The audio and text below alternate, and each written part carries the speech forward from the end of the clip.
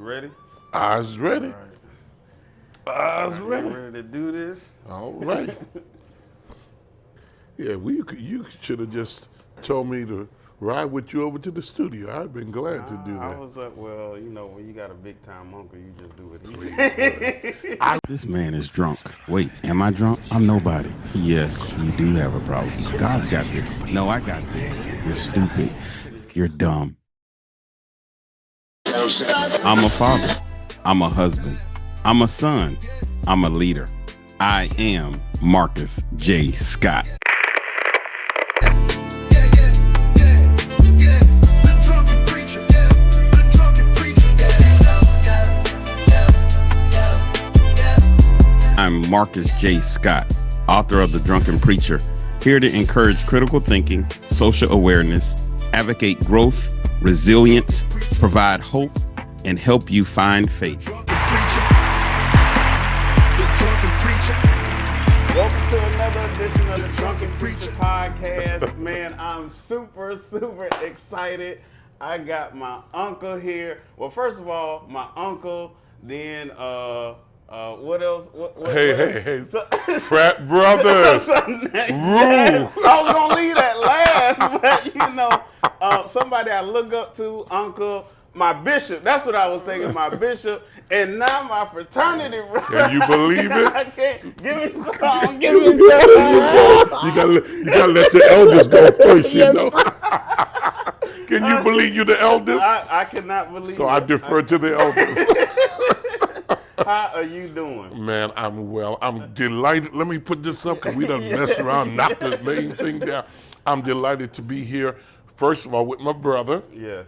Your dad and mom last night was phenomenal Yeah. for the celebration, and then to be able to be with y'all today, you and my niece, Yeah. to share this time is icing on the cake. Yeah, I can't. I mean, every time now when I see you, I'm always grinning because of the fraternal thing. Yes, sir. But the love through the years, I've only known you as Uncle Tim. Yes, sir. Yes, sir. I remember one time Marlon rather, asked your dad, y'all came through on you remember those famous vacations Yeah, in the brown van? In the brown van.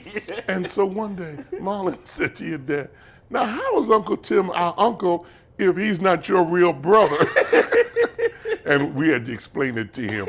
And I told him, I said, just remember, I'm more uncle than anybody else.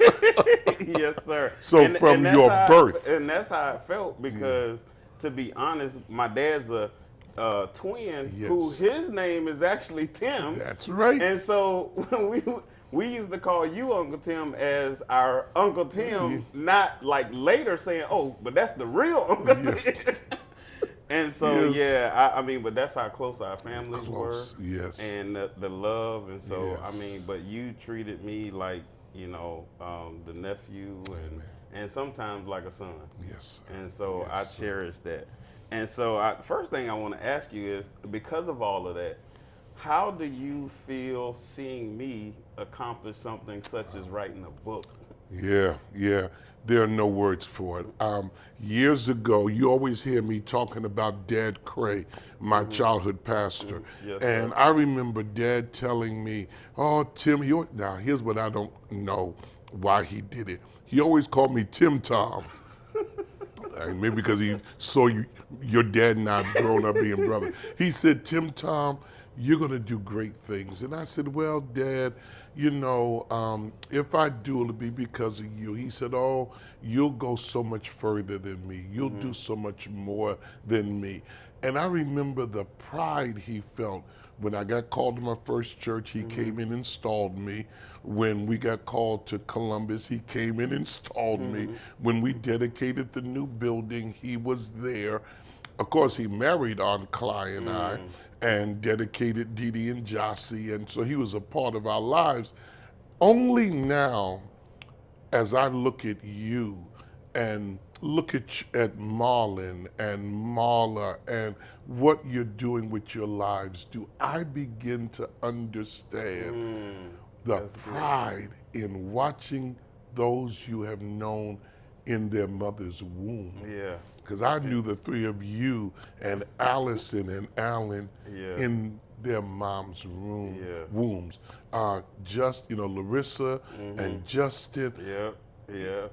before y'all were born, Yeah. and then to see you grow up and make something out of your life, and then to see what you're beginning to do now, and this is only the beginning. Yes, sir. I can't even explain and describe the pride that I feel. It's good. Growing old has its challenges, but it also has its blessings. Yes, sir. And this is one of them. Well, thank you. I really do appreciate it. And, kind of even in talking with my dad, I was expressing, and I've been in a lot of men's groups here lately. Yeah. The one thing that I think culturally sometimes we have a hard time expressing a true emotion and feeling. And so I was telling my dad, I'm like, I don't know if he really, from an emotional standpoint, expressed to me kind of how you're doing now. Now later on he has, but Yes. growing up. Yes. And so it really does mean a lot to me now. And I think one of the things that I want young people to understand, especially young African American men, is we can acknowledge and express our emotions and feelings to one another. I'm trying to do better with my children Yes, to tell sir. them, hey, it's all right to mess up. Dad still love you. Yes, sir. I'm still here for you. And give them that hug. Give them, Yes, sir. that talk of, hey, I'm proud of you, That's no matter good. what. And so it means a lot. It means a lot. Every child, and I don't know if it's boys or girls, more than, less than, every child craves affection and the expressions of affirmation. Every child needs that. Now, here's the thing, just to do a sociological treatise on this for a moment, cultural. Yes, sir. I think that African American men struggle with this idea of emotions and expressing them, and it goes back to slavery. The way we survived, particularly African American men, the way we survived was often holding in our pain. I don't just mean, nephew, emotional, physical. Yeah. When we were beat, when we were whipped, black men learned how not to cry out as an act of defiance and rebellion against the oppressor. That's strong, except that we embodied the pain, we didn't express it, and then we passed that on to other generations. Yeah. So on the one hand, it was a mode and means of survival, but it also became a means of suppression, and that wasn't healthy. Yeah, and to your point, I think that's why sometimes my dad would spank us to say, "Hush, be quiet." No, great line in the black family. I'm gonna give you something to cry for. This ain't like this. What's wrong with this? I can cry about this. You gotta be quiet. I'll give you something to cry for. It's like, okay, but okay. Right. But that's how we grew up. Yeah. But then we had our mothers who, my mom would step in and say, well, let them cry. And that's kind of how I begin to, she would tell me it's okay to cry. Yes, sir. It's okay Yes, to sir. cry. And so, and I'll say this going a step further, that's why I believe it's important for a two-person household sometimes for that balance. Because even if one parent, may or may not be making a right decision or approaching the child Yes, in a yes, particular way, yes. the other parent can kind of offset Sure, that. And that's the sure. one thing that I'm grateful and thankful for in my parents. And I know it's sometimes, especially in today's time, rare, but having a two-person household just from a balance standpoint. Yes, sir. Yeah. It's on ships they have the ballast and the balance, and it is true. Now we know that God will honor and bless situations that are not like that, but that doesn't mean that is His ultimate perfect will or that it's best. And I think sometimes you have to ask yourself, because your dad and I and Uncle Mike, we were talking today. I don't know, we were talking about something with kids, and he was talking about your grandfather would have been his, well, that's what it was. Your mom was saying that your maternal grandfather, Pastor John O'Laster, would be 90 today. Today is his 90th birthday, but he died at 47. Yeah. And I remember him well, preached for him everything, did revivals there, 4510 Soutel Drive. And, but he died so early at 47, he'd be 90. Your dad said, yeah, my dad died young too. Now, you know, your mom's father, Pastor Laster, was a preacher, pastor, all of that. And your dad said, yeah, my dad, but he was a drunk and an alcoholic. So, you know, and I thought, well, isn't that something? Marva's dad, pastor, preacher, Scott's dad, the very opposite. And yet they came together and look at what they produced. It's amazing. Yes, sir. It's what God does. Yeah. Wow, when we trust Him and give our lives to Him. Absolutely, absolutely. And I want to kind of shift to this too, because it's amazing. I had a two-person household, family, mother and father, but that didn't alleviate me going down a wrong path or making bad decisions. sir. And so I try to encourage and talk with students now, because I'm in schools, that while some may have good backgrounds and bad backgrounds, that doesn't necessarily define or dictate or determine whether or not we're not going to have any There you struggles, not go. going to have There any you go. problems, Yeah. not make bad decisions. Because here it is, I had a great family, two household income, and I was just telling some students, in a 45 day, 9 weeks, I would skip 42 because I was angry with my dad. Because I was upset because he didn't let me play back, because he valued grades, and I rebelled. Yes, sir. And so coming from a good person household, Yes, sir. I made some bad decisions. Oh God, yeah. Oh, you know, I think history is filled with people on both sides who came up not just in good households. The people in history came up in wealthy households, you know, powerful households, and their kids acted, you know, I can say this right, buck wild. I think I can say that right. They were buck wild. You think, what in the world? And then others who came up in what could be considered some of the worst of circumstances, and that became fuel for them to do better. It isn't. It's what was his name? I want to give him credit. J. Wallace Hamilton said, the late Dr. J. Wallace Hamilton. It isn't what happens to us that matters. It's what we allow to happen in us. Yes. Yeah. If I don't let certain things happen in me, even if they happen to me, they don't have the power to determine my destiny. Yeah, that's good. I mean, it's amazing how now I look at that.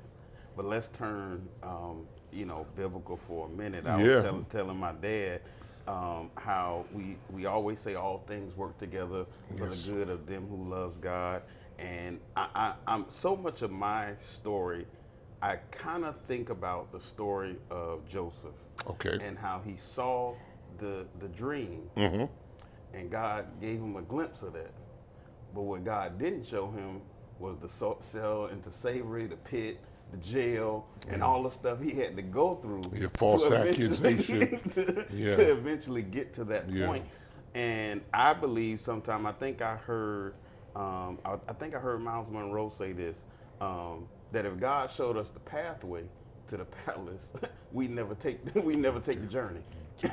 Because like I got to go through all of that to get to that. That's right.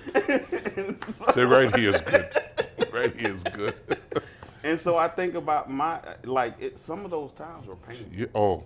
Some of those times, and to the point where I literally attempted to drink too much and ask God not to wake me up. And so I went through those times, and it was tough. It was tough. But you came out on the other side.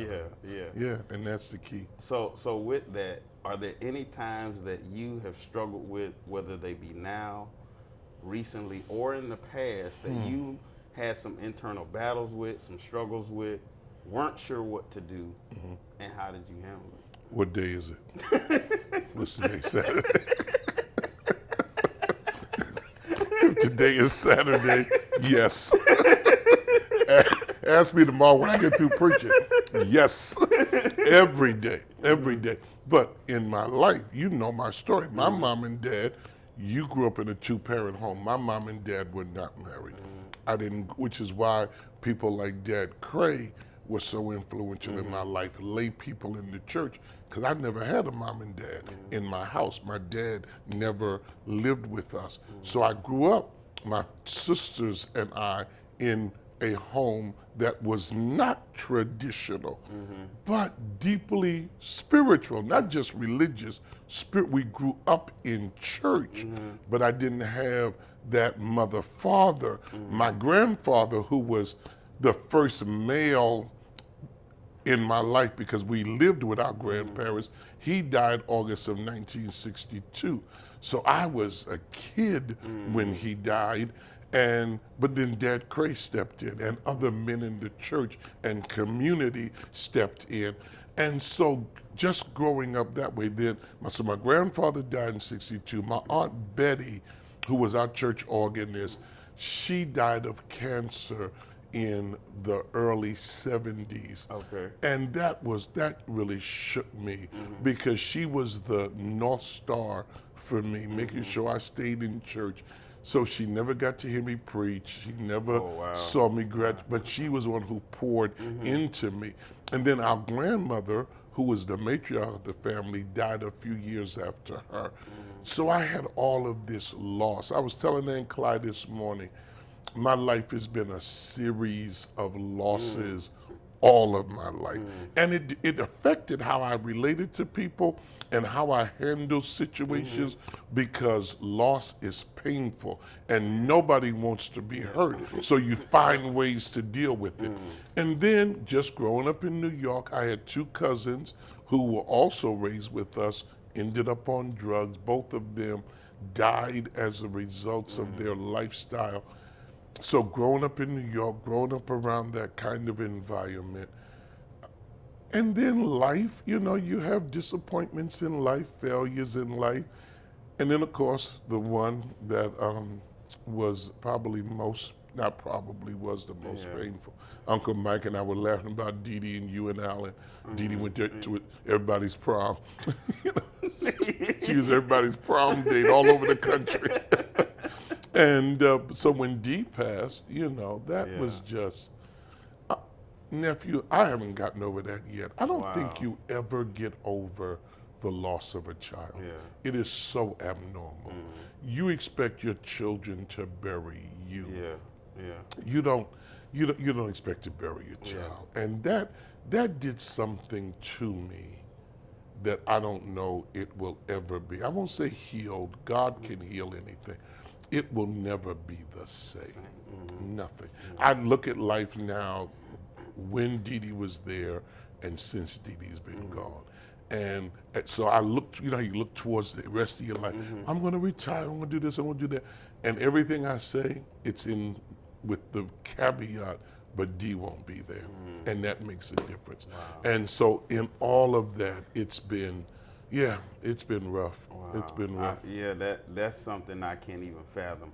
But what I will say is, and I'm sure you've done this for a lot of people, one of the things that I see now myself is that you see a lot of preachers who preach certain things and maybe not quite walk the, but you, my dad, Uncle Mike, have shown not only what you preach in the pulpit, but what you show us every day. And one of the things that I've been thinking about recently is that type of pain of a loss of a child, to be able to still pastor, to be able to still preach, to be able to still speak life into people, to me, that's nobody but God. And you have accepted that I can only allow God to continue to use me and still walk and not in a sense of, because we don't see you cry every day. We don't see you mourn every day. We don't see the pain that you're speaking of right now. To be able to stand up, and I'm gonna say this now, what looks to be strong and walking like it don't bother you. Right.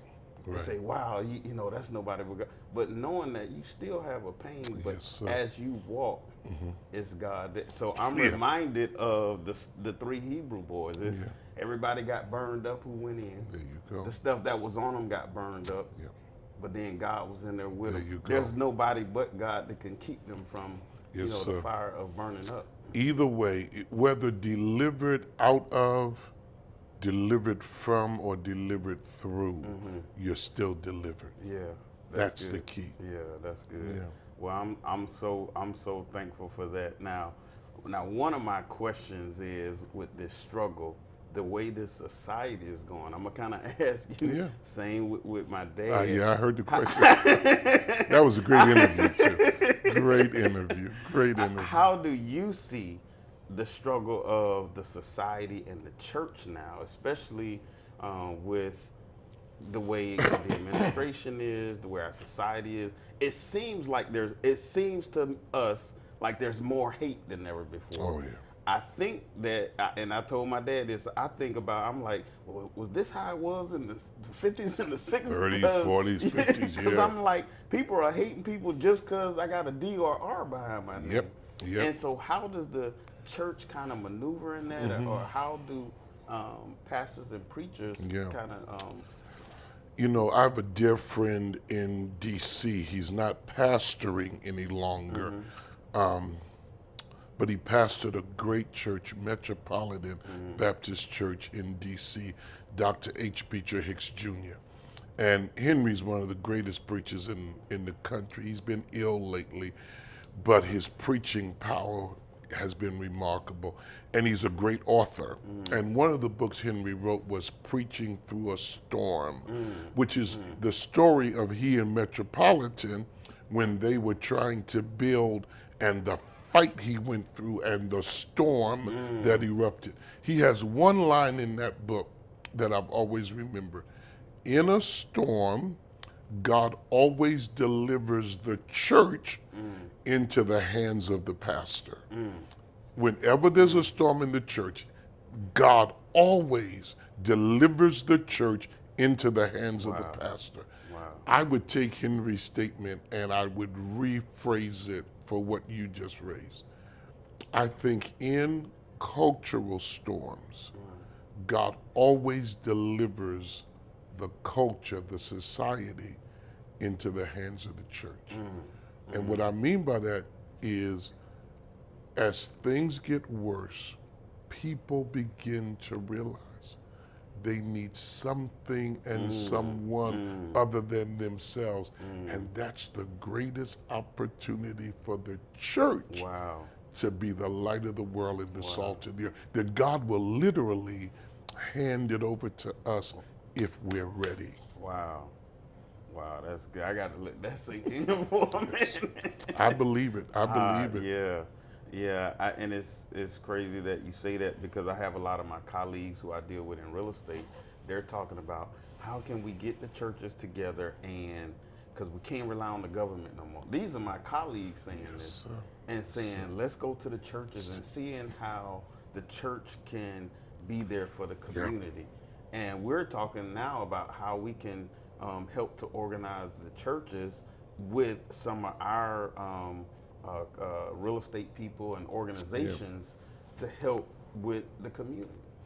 Well, you know, I was talking to Bishop Sherman Young right before you called me, and he was saying to me, we're talking about a church in Alabama, 6th Avenue Baptist Church in Birmingham.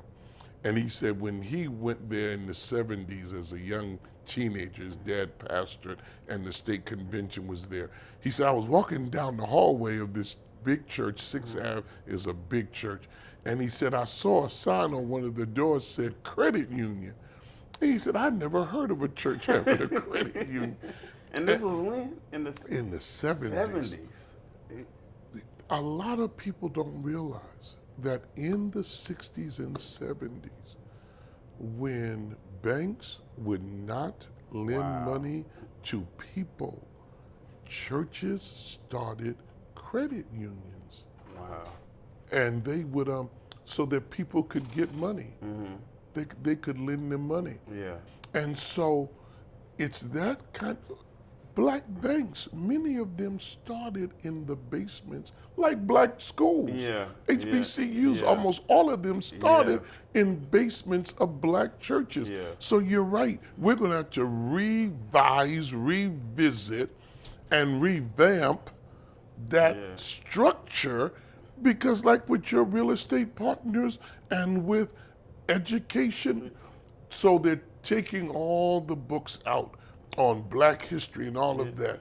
What do you do? Get mad? No. Churches, because the buildings are sitting there every day, 3 days a week, you do black history. Yeah. You got Yeah. retired teachers, you have active teachers in our churches. Tell them we need 90 minutes of your time. When I was a little kid, give them cookies and punch. Give them cookies and punch. But you teach it. You Yeah. teach it.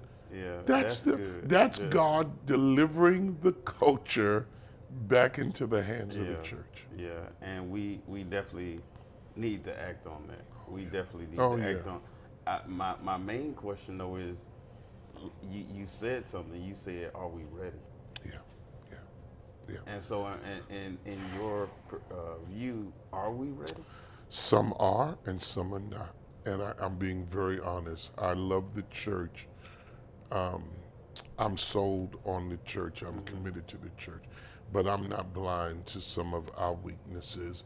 And I think decades of prosperity, quote unquote, has made some of us lazy and made some of us complacent. And so we're going to have to revise, revisit, and revamp what has been for all time that social justice vein that runs deep in the church. We're not, some of us aren't ready yet, but there are many who already are. I talk to preachers all over the country. You know that. I was in Chicago Thursday night. I'm here Monday. I'll be in Houston speaking. And so I talk to guys all over the country, and there's this resurgence of it because they realize if it's going to happen, it's going to be us. Yeah. Now, my I have another question about that. How does within the church the culture of the white church and the black church, how has that been, especially because I've been hearing lately, especially with the administration, how maybe on the evangelical side and the black church, how it seems to either not be in agreement or seems to be at odds, or sometimes there seems to be a clash. Maybe not. I don't know. There's some things where see on the news and you're like, well, why are they seeing things, or can't they see some of this on this side? How do you see or view that? And is it a hindrance or is it a help? Well, there's several ways to answer that. I think the first answer is to acknowledge. I have friends who say, "Oh, we shouldn't say black church, white church. It's just a church," and I'm like, that ain't true. Now you groan in your spirit all you want. That's not true. There is a black and there's a white church, and it's not of necessity. Yeah. It has been of history and choices. Yeah. Richard Allen, Absalom Jones, the AME Church was started because in St. George Methodist Episcopal Church, slaves sat up, all black people sat up in the balcony. They couldn't take communion with white people. And when Absalom Jones and Richard Allen asked if they could just kneel and pray, they were told no. Wow. And they went out and they started Bethel House of God AME Church. Wow. So the black church was born out of resistance but also rejection. See, and we cannot be, don't get me started, we cannot be historical revisionists and now in 2025 want to clean it up. No, it exists because Yeah. of systemic racism Yeah. in the church. Yeah. So that's the historical. The second is cultural. There is a wide difference between the black church and white church. Worship, preaching, singing, everything. Wide difference. And then the third thing, and this is something people don't want to admit, the white church is different because it can afford to be. White preachers haven't had to be what black preachers have had to be. We've had to be the voice, the visionary. We've had to oftentimes be the person who led it. We had to be at the vanguard of it, at the forefront. That's why Dr. King and Dr. Abernathy and Dr. Shuttlesworth and Andy Young and Adam Clayton Powell and all of these were all preachers at the forefront of the civil rights movement, because in the black church and in the black community, the preacher was the man. That's who they looked to. That's who they went to. The church was where you buried people and married people, where you learned. It's where schools were started, not federal, just credit unions that later became federal credit unions. And what's sad, you didn't want all of this. But what's sad is that once banks would start lending to us, then those credit unions dissipated because church members could go get a loan at First National City and Amalgamated Savings. I'm making up names so we don't get sued. and go to Consolidated Trust and get money. And so credit unions and churches started dying. I bet they're going to start back now. They'll start them back now. And that's amazing, because when I would see them in the last 10 years, if I saw a church that had a credit union or a bank or had extra stuff, I was like, oh wow, that's innovative. But you telling me that's old. That's old. It's old. And I think one of our societal things are now, I think the outside world looks at it as the church is trying to be greedy or with money. But based on what you telling me from the historical state, we needed it. And we back to having to need it. Because what black people, so let's take Detroit. Detroit, Motown, and General Motors, okay? And that's where the middle class came from. That's this fight against unions. Is really a assault on middle class progress. Because that's how black folk, that book, The Great Migration, that traces black people leaving the South, it's funny, but because it's true. So you watch this. In Chicago, almost all black folk came from Mississippi. In Detroit, they all came from Alabama. In New York, New Jersey, they all came from South Carolina, or they came from Georgia. Wow. So my grandparents were from Georgia. So my mother and my aunts were born. Dad Cray was from Georgia. Pop Aaron at Congregational Church of God, his family was from South Carolina. You follow the migration. Wow. The migration, they got certain places, and that's where they all settled. And that's why you go to those cities, and all the families pretty much came from certain parts of the South. And so because of that, many times they couldn't get loans or anything, but when they got those jobs at General Motors in Detroit, and then they got unions, and unions fought for certain wages, livable wages, certain benefits. That created not just the American middle class, that created the black middle class. And we've got to rediscover Yeah, some of that. Yeah, we gonna have to do that. Well, it's almost time. I got one last thing for you. I got one last thing for What's you. You crossing here crossed recently. the burning sands. How was that? Even thinking about it, what made you do it, and then the after effect. And I'm gonna say this too because I saw another brother of ours cross, and I was reading some of the comments. It seemed like he got a lot of criticism for it, and I was like, well, why? And I know it's because a lot of people don't understand, the history behind it and stuff. Yeah. But how was it for you even making that decision, and then during and then after Sure, you crossed? sure. It's interesting. I grew up in New York, right? And so New York is the greatest city in the whole wide world. In the words of the late Dr. Calvin Butts, New York City, New York, so nice they named it twice.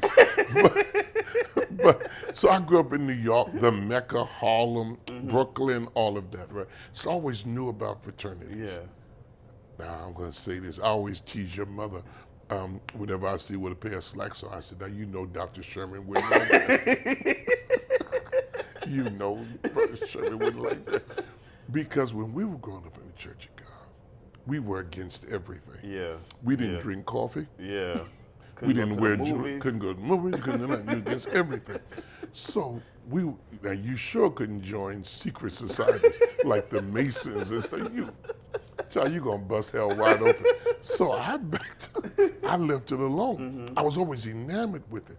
Then when Dr. King was another one. We won't call the name. It's cool because I tell people he's part of the D9. There you go. He's the D9. He was another. But let the record show. I'll just say this. Hold on. To the shield. Gotta say this. Dr. King originally wanted to be an Omega man. Second thing, Dr. Benjamin Elijah Mays, who was his mentor and president of Morehouse and did his eulogy, was an Omega. Oh, okay. Let the history show. I just said what I said. So the history of Omega, for me, of all the men who have been in it, Carter G. Woodson, who founded Negro History Week, which is now Black History Month, was an Omega man. James Clyburn, who's on Clyde's god brother in God, it's an Omega man. I go on. So when you look at who those men are, and you look at the four guiding principles, the things that I guess we can talk about this public, about manhood, and scholarship and perseverance and uplift. And the uplift is the main thing. And it's interesting, the story that when the four founders began to work with those four principles, the debate was which one would go first. Would it be scholarship or manhood? And at one time, scholarship was, but they changed it because they believed if we don't make better men, it doesn't matter how smart they are. It doesn't matter how educated they are. It's manhood first, then scholarship, and then perseverance, which is what our forefathers had to do. And then once you persevere, then it's uplift. It's go help somebody else. And so everything about it drew me because it spoke to where I am. The other thing is one of the four founders, Bishop Love was a bishop in the Methodist Episcopal Church.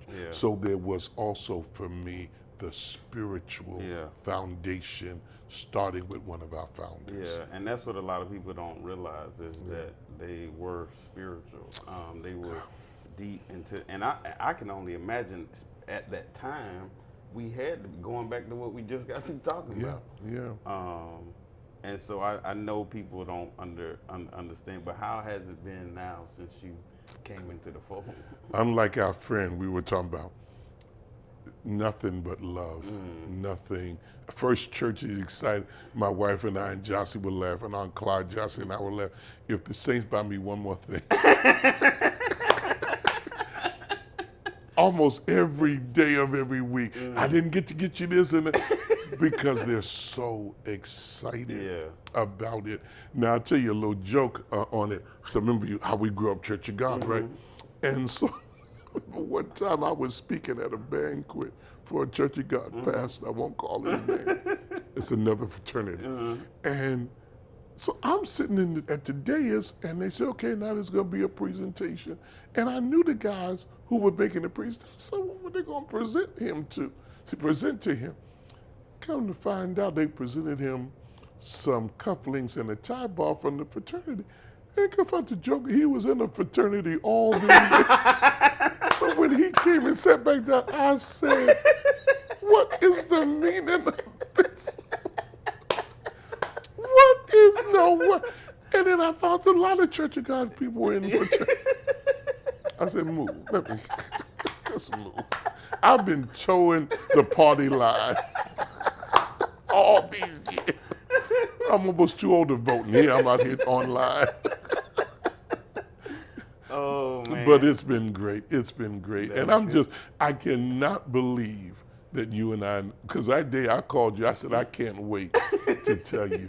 I Yeah. cannot believe I was it. excited, and my wife will tell you, I was cheesing and smiling. I called my brothers and sisters, and they said after I told them, they said, what? You called me for this? They don't get it. They say, I thought you was about to tell me you won the lottery or something. It's better than the lottery.